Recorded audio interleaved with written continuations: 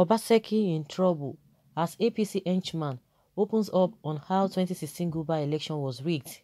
2016. The young man seemed as someone who had run berserk.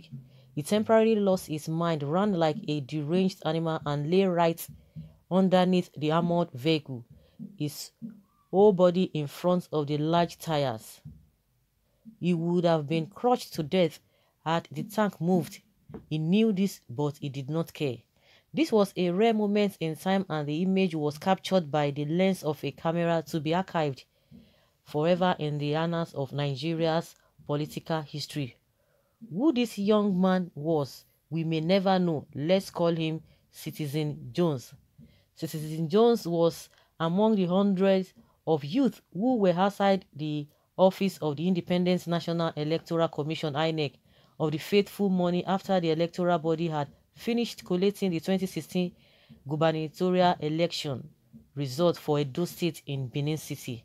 It must be noted that earlier but unofficial reports from some polling centers had put one of the candidates, Pastor Osagie-Izeyamu of People's Democratic Party (PDP), in the lead with a wide margin against Godwin Obaseki of the All Progressive Congress (APC).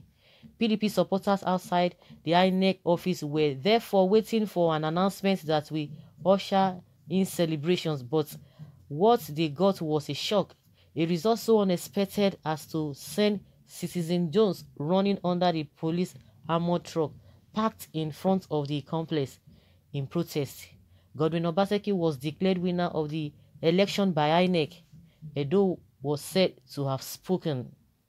It will be recalled that the collation officer for Esako West local government area had alleged that Obaseki's running mate, Phyllis Shuaibu, pulled a gun at him to force his imprint on the results. Shuaibu, however, denied the allegations at the time, telling the Vanguard newspapers. The same collation officer that went on air lying that I was harassing him with a gun is the same man who promised that the matter will be sorted out in Benin. So we left the collation center with that mindset that we were leaving for Benin to take decision on the matter, because the duty of the collation officer in that ward was to collate what is given to him and not to cancel, and there was no element of violence in my unit that will result in the issue of cancellation of any results. Besides Izeyamu, who outrightly rejected the election result, other parties who participated in the election also cried foul. Pastor Izeyamu went to appeal and lost. The rest is history, as Obaseki and the APC took over the seat of government in Edo State. However, some deaths are beginning to be dug out, alleging that the elections were not as fair as the APC and the electoral umpire claimed. While Obaseki fell out with this erstwhile godfather, Comrade Adams Oshiomhole, the national chairman of the ruling APC, who was largely responsible for his victory. Pastor Izeyamu ironically crossed over to the APC, having left the PDP, and in a twist of fate is allegedly the favored candidate of Oshiomhole, the APC strongman.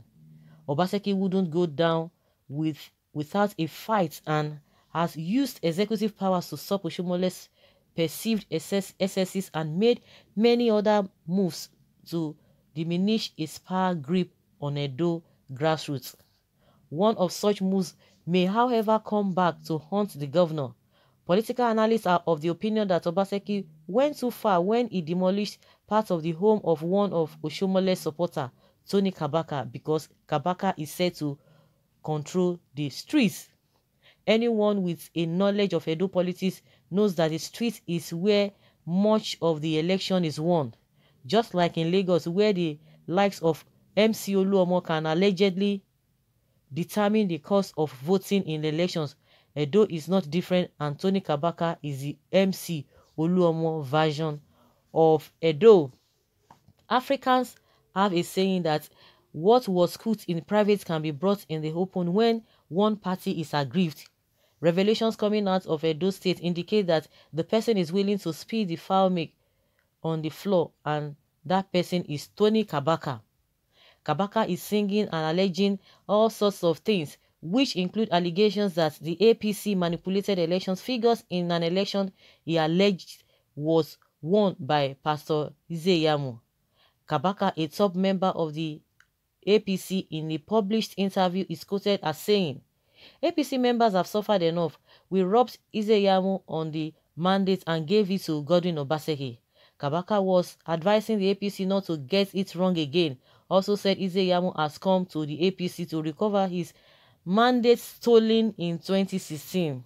Nigerians are left wondering whether the justices who handled the Edo election petitions were not presented the whole facts of the case.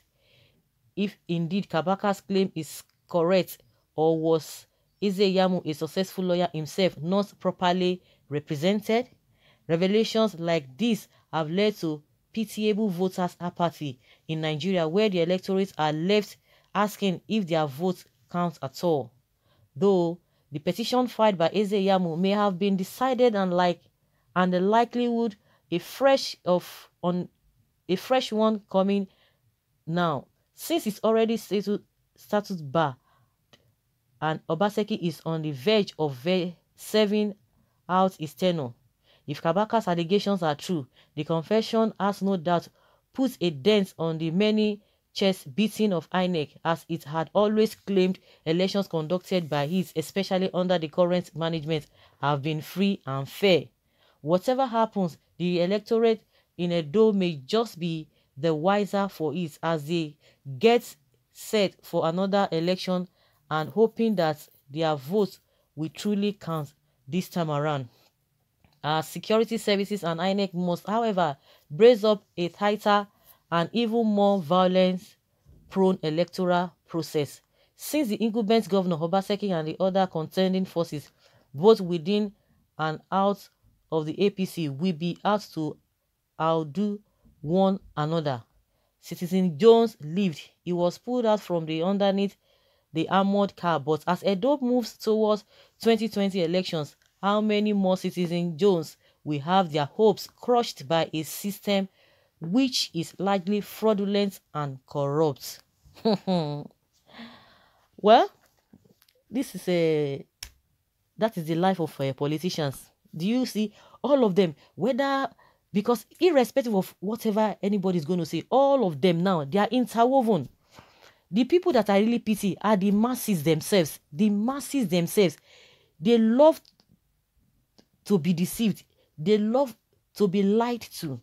You can see, and I've always been saying this, and a lot of people can attest to this. This APC, PDP, MPP, all of them are the same. The same Ír̀1́1́ng that they are trying to fight for has joined them.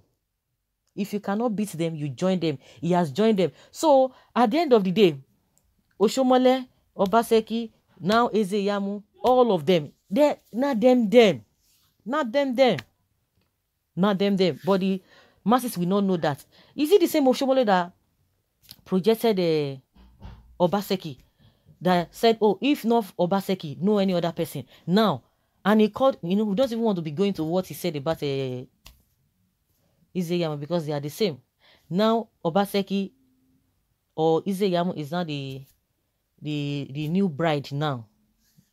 So, what do you think that will happen? So, who is going to implicate who? Because all of them, if you talk about is it Ír̀1́1́ng that wants to say, oh, really, it was a stolen mandate? Now, Kabaka is saying that the mandate that was supposed to have been given to Ír̀1́1́ng, then now he wants to get it back in APC. So are they not using it? To me, they are just using the masses' head. They are just confusing the masses, and the masses said they are not even interested in trying to ask pertinent questions. The same Ír̀1́1́ng that you said that his mandate was stolen, and again he wants to come and recover it back in the same APC that stole the mandate. It's just laughable. When some people come out and say the country is a zoo, some people be shouting, why will you say that? No, let us even reason this thing very well.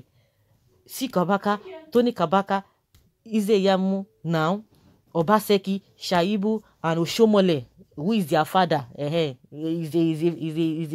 Whether they like it or not, is the one who is going from places to places. Is is a godfather, even if he does not want to accept it. But that is why they are all fighting, because of he wants to be the godfather. So he's the one playing the cards. So are they not going to implicate themselves if truly, if it is in a saner environment, they want to check this thing thoroughly? Do you think that all of them will not be indicted? All of them will not be involved? All of them will not still go in for it? But now masses will just be there, and we have a people who will be claiming that, oh, they are educated, they do this and that. It's just unfortunate. It's just unfortunate. Okay, let's hear what these people are saying here. Someone says, pay writer, try again. It does not matter. That is just the way it is. Anybody, maybe you are supporting Oshomole or you are supporting Obaseki. They are the same. That was what happened. There's no free and fair election in this country. That's just the way it is. Nobody can do anybody. Osho Judgment Day is coming. Kabaka Judgment Day is coming for not allowing people to vote, for not allowing people's votes to count. Who rigged the election? Osho, Baba, Abi, Obaseki. Yeah, writer, mind your business. Mind your business. At the end of the day, the people there will be the ones to suffer because they are the same. If the election was rigged in favor of APC, then Oshomole should go to correctional center. Exactly, because none of them will be left behind, because they are just going to be implicating themselves. Whether somebody writes or somebody does not write, everybody knows what is obtainable, but everybody just trying to play along. That is why the country is just the way it is, and it's not going to move forward with this kind of mindset. The leaders are doing their own, the followerships are really doing their own too. They are supporting even those who are even intimidating them, who are even turning things around in the negative way. You still be supporting them. So how do you expect that kind of environment to be developed and okay? So guys, let us hear your opinion. Leave your comment below and let's have your take on this. Thank you.